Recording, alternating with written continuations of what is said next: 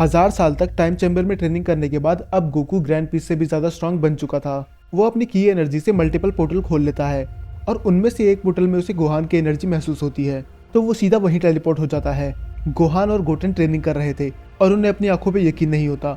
वो सामने देखते हैं गोकू को। गोहान उससे पूछता है कि आप 4 सालों से कहाँ थे। फिर गोकू से बताता है कि किस तरह वेजिटा ने उसे टाइम चैम्बर में लॉक कर दिया था और वो 1000 सालों तक वहीं बंद रहा। और वो ये भी बोलता है कि वो अब वेजिटा को पूरी तरह डिस्ट्रॉय कर देगा।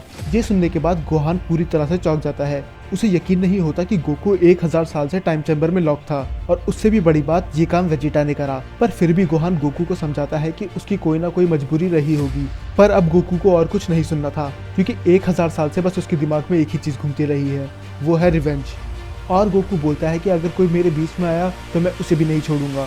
ये सुनने के बाद गोहान उस पर अटैक करने जाता है उसे रोकने के लिए, पर बस उसके की और से ही गोहान इतनी दूर जाके गिर जाता है और गोहान वहीं पर बेहोश हो जाता है।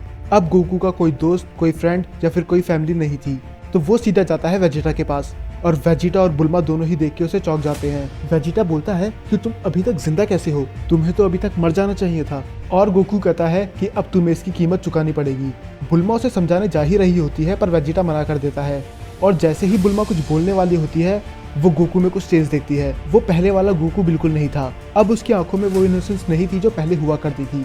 अब वो एक मॉन्स्टर बन चुका था। ये देखने के बाद वेजिटा बुल्मा से जाने के लिए बोल देता है और वेजिटा गोकू को समझाता है कि क्यों उसके पास कोई और रास्ता नहीं था, क्योंकि लॉर्ड बीरस ने कहा था अगर उसने ऐसा नहीं करा तो वो पूरे अर्थ को डिस्ट्रॉय कर देंगे। फिर गोकू से ताना मारते हुए बोलता है कि प्रिंस ऑफ ऑल सेन कब से दूसरों के इशारों पर नाचने लगा। ये सुनने के बाद वेजिटा उस पर अटैक करने जाता है, पर अचानक से ही उसकी पूरी बॉडी फ्रीज हो जाती है, जैसे उसकी बॉडी उसे बोल रही हो कि इससे दूर रहे। वेजिटा को एक डर का एहसास हो रहा होता है, पर उसे समझ में नहीं आता उसे डर लग किससे रहा है, और ऐसा हो रहा था गोकू की लिमिटलेस एनर्जी की वजह से। और गोकू बोलता है कि मैंने गॉड्स और तुम्हारी वजह से 1000 साल टाइम चैम्बर में बिताए हैं अकेले, और अब मैं तुम्हारे साथ साथ उन्हें भी डिस्ट्रॉय कर दूंगा। ये सुनने के बाद वेजिटा ब्लू में ट्रांसफॉर्म हो जाता है और गोकू पे 1000 से भी ज्यादा पंचेस का यूज करता है, पर गोकू को खरोच तक नहीं आती। गोकू के लिए वो बिल्कुल ऐसा था जैसे हवा का झोंका से छू के चले गया हो, और गोकू के फिंगर के एक फ्लिक से ही वेजिटा बहुत दूर जाके गिरता है और उसके बाद गोकू की एनर्जी पूरे अर्थ में महसूस करी जा सकती थी। इतनी ज्यादा एनर्जी महसूस करने के बाद सभी जी फाइटर वेजिटा के पास आ जाते हैं और वो पहचान जाते हैं कि ये गोकू है। क्रिलिन पूरा हैरान था। वो गोकू को रोकने की कोशिश करता है, पर गोकू उन्हें भी मारने की धमकी देता है, क्योंकि इतने टाइम तक उनने उसे बचाने की कोशिश भी नहीं करी। अब वेजिटा सबको पीछे हटने के लिए बोल देता है और वो अपनी पूरी एनर्जी से जाता है गोकू पे अटैक करने के लिए। वो दोनों लाइट की स्पीड से भी ज्यादा तेज लड़ रहे थे, यहाँ तक कि पिक्लो और बाकी लोग उसे देख तक नहीं पा रहे थे। पर देख के लग रहा था कि गोकू अभी भी सीरियस नहीं है, क्योंकि वेजिटा का एक भी अटैक गोकू पे काम नहीं कर रहा था, इतनी एनर्जी होने के बाद भी। फिर वो वेजिटा को एक पंच पे ही नीचे गिरा देता है और वो अपने एक हाथ से स्पिरिट बम बनाता है, जिससे वो वेजिटा को डिस्ट्रॉय करने वाला था, पर वो स्पिरिट बम हवा में ही गायब हो जाता है। और गोकू हैरानी से पीछे देखता है और पीछे खड़े होते हैं लॉर्ड बीरस। लॉर्ड बीरस को गोकू की एनर्जी तभी महसूस हो गई थी जब वो अर्थ पे आया था, और वो गोकू से पूछते हैं कि आखिर तुम बाहर कैसे निकले, और वो उसे ये भी बताते हैं कि उनके पास और कोई रास्ता नहीं था। सभी गॉड्स का यही मानना था कि तुम पूरे मल्टीवर्स के लिए खतरा हो, तो मुझे तुम्हें लॉक करना ही पड़ा। और गोकू हंस के बोलता है कि अच्छा हुआ तुम ही इधर आ गए, क्योंकि इनके बाद में तुम्हें ही मारने वाला था। ये सुनने के बाद लॉर्ड बीरस का थोड़ा एक्सप्रेशन चेंज हो जाता है। विस को उसके अंदर कुछ तो महसूस हो रहा होता है, पर क्या, ये उसे भी नहीं पता था। बस उसे इतना पता था कि ये गोकू पहले वाले गोकू से बिल्कुल ही अलग है, और वो बोलते हैं कि अब ये काम मुझे ही करना होगा। शुरू में तो ऐसा लगता है कि लॉर्ड बीरस गोकू पे भारी पड़ रहे हैं। बाद में गोकू हंस के बोलता है, क्या तुम बस इतने ही स्ट्रांग हो, अभी तो मैंने ट्रांसफॉर्म भी नहीं करा।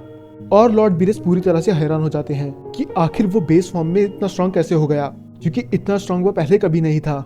अब लॉर्ड बीरस अपनी पूरी एनर्जी का यूज करते हैं, और वो इतनी खतरनाक थी कि धीरे धीरे पूरा अर्थ डिस्ट्रॉय हो रहा था और गोकू के सभी दोस्त उसमें मर जाते हैं। अब लॉर्ड बीरस अपनी ट्रू फॉर्म में थे, पर इसको देखने के बाद भी गोकू को बिल्कुल हैरानी नहीं होती और वो दोनों फिर से फाइट करने लग जाते हैं।